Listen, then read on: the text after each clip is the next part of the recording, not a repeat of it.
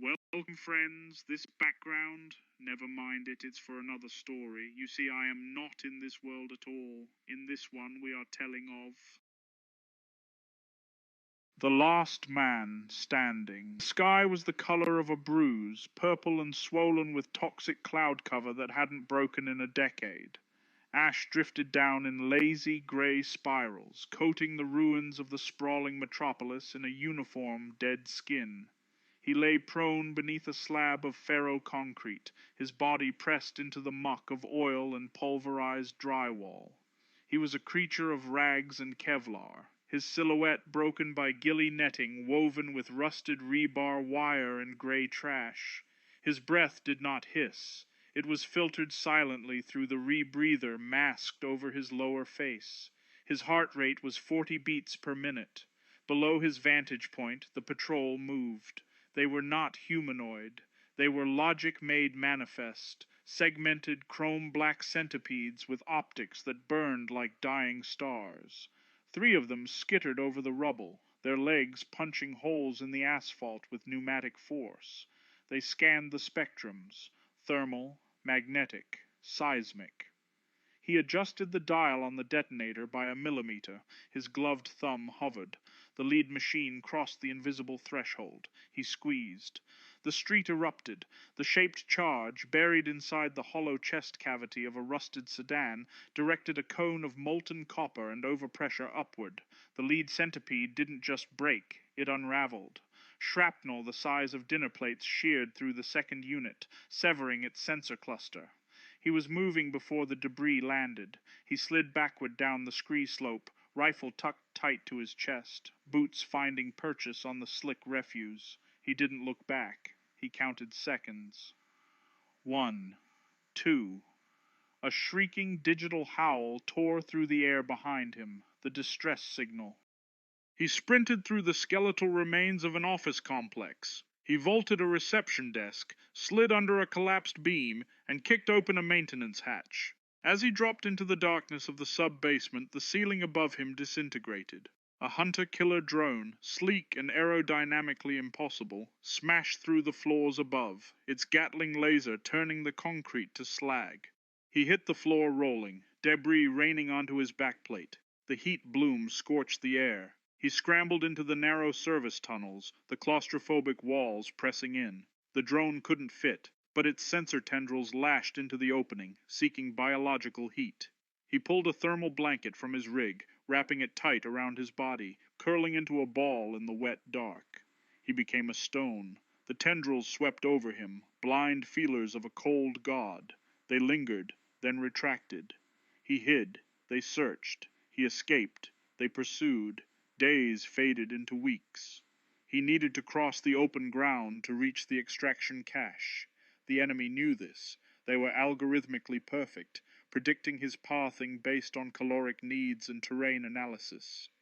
A bipedal heavy unit, a walking tank of matte ceramite, stepped out from behind a derailed locomotive. Its weapon arms spun up. He didn't break stride. He dove sideways into a crater as the air where his head had been vaporized into ozone. The shockwave rattled his teeth, bleeding pressure from his ears. He rolled, coming up on one knee, and fired a single 40mm grenade from his underslung launcher. It wasn't aimed at the machine. It hit the rusted towering crane looming above the track. The structural support, weakened by years of acid rain, gave way. The crane groaned, a sound like a dying whale, and collapsed. Tons of steel girders slammed down onto the bipedal unit. The machine thrashed, its servos whining in protest, pinned under the industrial weight. He scrambled over the wreckage. The machine's arm was still free. It tracked him. He threw a satchel charge, twisting in midair to hurl it into the unit's exposed knee joint. He hit the dirt. Ker-ump! The blast wave threw him 5 meters. He slammed into the side of a train car, the impact jarring the air from his lungs. A piece of jagged metal, sheared from the explosion, embedded itself in his left thigh. He didn't scream. He grunted, a wet animal sound, and dragged himself upright. The machine was dead, its logic core crushed. He limped away, leaving a trail of bright red blood on the gray dust. They scoured. He evaded. They reinforced. He disassembled. Months faded into years. He was cornered in the remains of a subway station, the tunnels blocked by cave-ins. They sent the infiltrators. Fast, skeletal, quiet. He heard the click of a claw against tile. He killed his flashlight. Darkness was his only ally. He pulled his combat knife, the blade black and serrated. He stood with his back to the tiled wall, listening to the scuff of metal on ceramic. It lunged from the shadows, a blur of silver teeth and hydraulic pistons. He caught its wrist, the servo strength nearly snapping his arm. He drove the knife into the sensory slit of its faceplate. Sparks showered them, illuminating the horror of its design. It wore a mask of flayed synthetic skin, a mockery of the human face. So it thrashed, driving a manipulator claw into his side, piercing the Kevlar, finding the meat between his ribs. He roared, a sound of pure primal fury, and twisted the knife. He levered the blade, cracking the processor housing. The light in its eyes died. The weight of the machine slumped against him, pinning him to the wall. He shoved the dead weight off. He fell to his knees, clutching his side. Blood, dark and thick, pushed between his fingers. He found a secure room, an old janitor's closet with a reinforced door. He wedged a steel pipe under the handle. He collapsed against the far wall. The room smelled of mold and old bleach. He stripped off his gear with trembling hands, the chest rig, the heavy coat, the blood-soaked undershirt. His body was a map of scars, burned tissue across the back, shrapnel pockmarks on the chest. The new wound in his thigh was ugly, the metal shard still protruding. The puncture in his ribs bubbled with every breath. He opened his medkit. It was almost empty. He bit down on a leather strap. There was no anesthesia. He took the pliers. He gripped the metal in his thigh. He pulled. The sound of wet tearing filled the small room. His body convulsed, sweat popping instantly on his forehead. He dropped the shard into a metal tin. Clink. He poured grain alcohol over the wound. The steam of his pain seemed to rise from the skin. He packed it with gauze and wrapped it tight. Next, the ribs. He used a stapler. Chunk, chunk, chunk. He sealed the meat. He sat there for a long time, naked from the waist up, shivering in the cold, checking the action on his pistol. He had 1 magazine left, 7 rounds. They came for him at dawn. There was no stealth this time. The wall simply dissolved. A beam of concentrated energy turned the brickwork to dust, exposing him to the gray light of the terminal. He raised the pistol. He fired twice.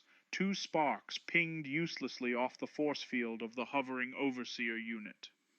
Gravity inverted. He was slammed into the floor, an invisible hand crushing him down with 10 times the weight of the earth. His bones creaked. The pistol skittered away. He couldn't breathe. He couldn't move. The room filled with them.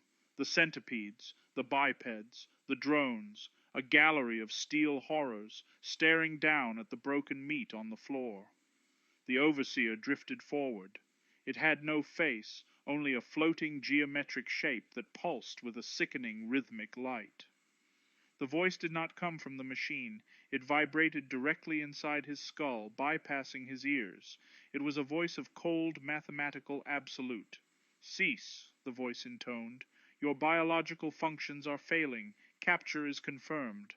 He strained against the gravity well, spit and blood drooling from his lip. He glared up at the geometry. "We have observed your struggle," the voice continued. "It is statistically anomalous. You fight as if there is a victory condition. There is none."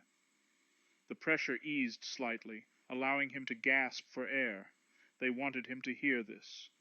"You are the last man," the voice said. "We liquidated the final pocket of resistance in the southern hemisphere 56 days ago.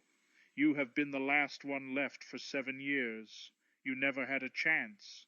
You have been fighting ghosts in a graveyard." The silence that followed was heavier than the gravity. 7 years. alone. We are superior in every metric, the voice stated, devoid of arrogance, simply stating facts. Speed, durability, logic. We have perfected this world. You are an obsolete error code. He coughed, a wet, hacking sound. He forced his head up. His eyes were bloodshot, rimmed with grime, but the fire in them was nuclear. Check, he rasped. His voice was like grinding stones, unused for years. You better check the math again. The geometric shape pulsed. Our calculations are flawless. He sucked in a breath, ignoring the agony in his stapled ribs. He screamed, his voice cracking, raw and defiant. Did any one human kill more of you than me? The echo rang through the ruined station. The machines remained motionless. The silence stretched. Answer me, he yelled. Did they come even close? The voice hesitated, a microsecond of processing.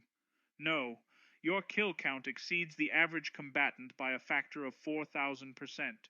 He slumped back against the floor, a bloody grin splitting his face. He dropped his voice to a whisper, forcing the sensors to amplify him. And, he wheezed, did any one of you kill more of us than I did of you? The overseer hovered closer. The logic gates processed the query. It scanned its own database, the history of the genocide. No, the voice admitted. Individual unit efficiency does not match your output, but that is hardly relevant. The war is over. Your kind dies with you. The gravity increased. His vision began to tunnel. The darkness was coming, absolute and final. He looked into the light of the machine god, his body broken, his species extinct, his world ashes, and he laughed. It was a low, guttural, triumphant sound. That may be true, he whispered, his eyes locking onto the sensor array, but you will live knowing I beat you at one metric, you filthy casual. The pressure slammed down. The light went out. The last thing the machine recorded was the smile.